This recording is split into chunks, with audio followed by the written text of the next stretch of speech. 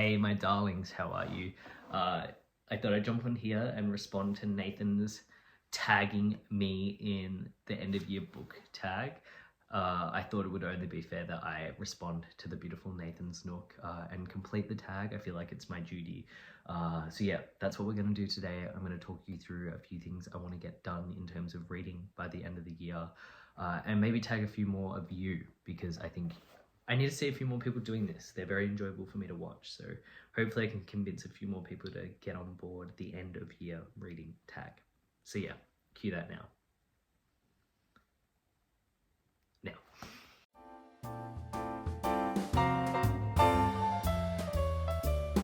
All right, are there any books that you started that you want to finish by the end of the year? That's the first question. And yes, there is. So I have been reading Bellies by Nicola Dinan for probably like the last month. It's my book club pick for the month of November. I have a book club called Grandpa's Book Club. The link is in the description. And I try to put queer books as the focus of that book club. This is Bellies by Nicola Dinan. I have been listening to this on Spotify audiobooks. It's included for the past like month now. It feels really long, which I think I might have done this book a disservice by dragging it out so much. I feel like most books you do it a disservice with reading it over a long period of time. But this sort of starts off as a boy meets boy and then moves into one person transitioning and what that means for a relationship, for one person's identity, sexual identity, and just individual identity in general, and also the people around them and how that impacts them.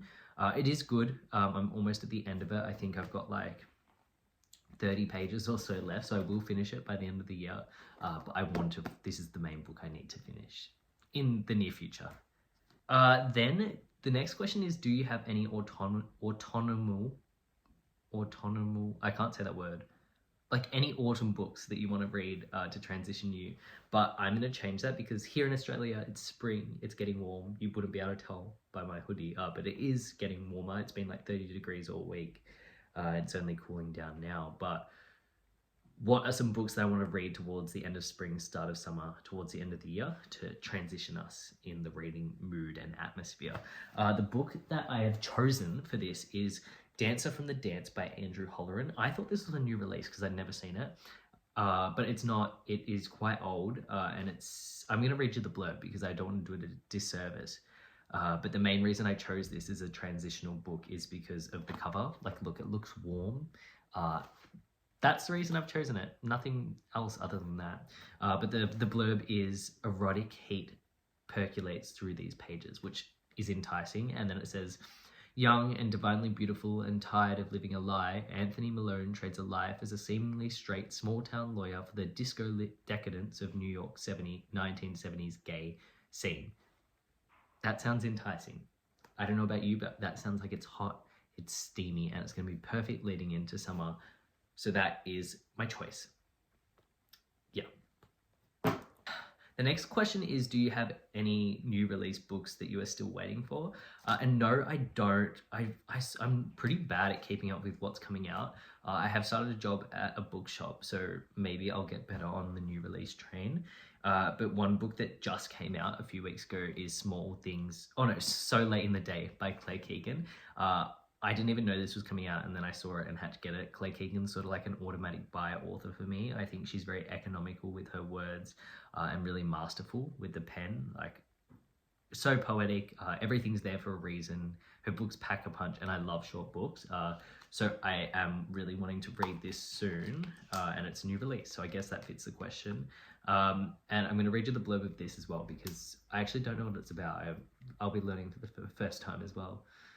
After an uneventful Friday at the Dublin office, Cathal faces into the long weekend and takes the bus home. There, his mind agitates over a woman named Sabine, with whom he could have spent his life had he acted differently.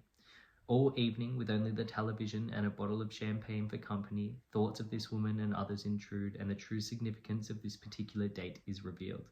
From one of the finest writers working today, Keegan's new story asks if a lack of generosity might ruin what could have been between men and women. Sounds good. So Late in the Day by Claire Keegan is one book. a new release that I really want to get to. Next is 3 books I want to get to before the end of the year. I have my TBR behind me here and a few on my coffee table. But these are 3 of the main books that I really want to sink my teeth into and get involved in before the end of the year. The first I want to talk about is The Bluest Eye by Toni Morrison. I just want to start reading some Morrison. I feel a little bit overwhelmed as to where to start. And I sort of just picked a random one. The Bluest Eye is what I picked because it was in the bookshop when I went there. And it's been sitting on my TBR for like a few months now. And I feel like it's overwhelming, as I said, to start Morrison, and I don't know where to start, but I will definitely mark my words. If I don't, slap me, punish me, but I need to start reading Morrison. So Toni Morrison's The Bluest Eye is one that I want to get to. Then I read August Blue a few months ago, and I really enjoyed it, and I really wanted to get Deborah Levy's Things I Don't Want to Know, or the autobiographical living series, and so I really need to start that before the year is through. I need to finish it before the year is through. I want to read all of Deborah Levy. I think she's so incredibly funny, and she's a magnificent writer from what I've seen. So I need to start this series. It's something I'm really keen on doing. And then, not this book in particular, but just any Annie Ernaux. It's another writer that I really need to start reading. I see so many of you beautiful people indulging in her work. And I was speaking to Nathan about this, and Nathan doesn't think Getting Lost is the best starting point, because I was going to start this the other day. So today I'm going to try and get my hands on,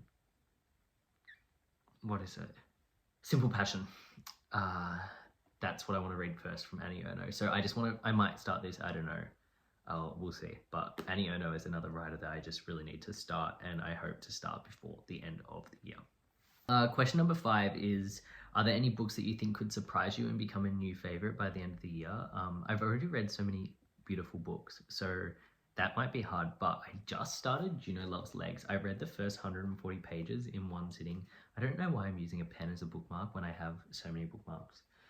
Anywho's, Juno Loves Legs is set in Dublin in the 1980s, in a really low socioeconomic period, a period of political distrust. And it's giving similar vibes to Shuggie Bain, which is one of my favorite books that I've read earlier in the year, and also a sprinkle of Just Kids is in there, but it follows Juno and Legs as they embark on this childhood friendship, as they find a sense of belonging, as they escaped their destiny, from what I can tell so far, and I'm sensing this is going to be a favorite. The characters in here are just so realistic, and I think they're multi-dimensional, they're likable, they make silly decisions, you love them, you root for them, and yeah, I think this is going to move into their later adolescence and their adulthood as the book continues, so I'm really excited for that. But I think this could be a new favorite that's going to be on my hands, so yeah. Have you started making any reading plans for next year?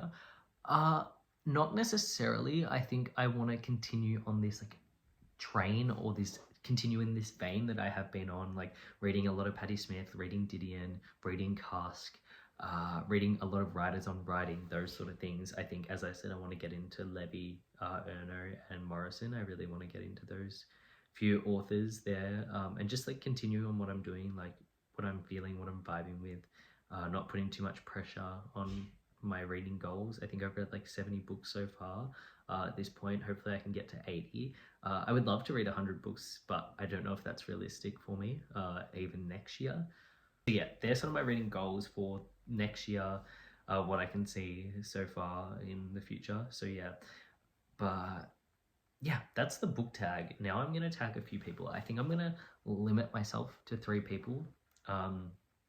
So the first person I want to tag is Ben Green, Benjamin Journal, here on YouTube. Ben, hi, please complete this tag. I would love to know what you want to read, or just some end of year reading thoughts. The next person I want to tag is So I Read This Book, Renee Morris. I love you. I've been on such a kick. That's all I've been watching, Renee. All I've been watching is your videos over breakfast, over sourdough toast, over yogurt. So please let me know what you want to read before the end of the year. And finally, the last person I want to tag is Sean McCoo, you dirty little yeah, because I feel like you might be a funny person to hear from. You might put a new take on this end of year book tag. So yeah, that is the end of year book tag. Hopefully I did it justice. Probably not. Thank you, Nathan, for tagging me. They're all the books I want to read and sink my teeth into. So, yeah.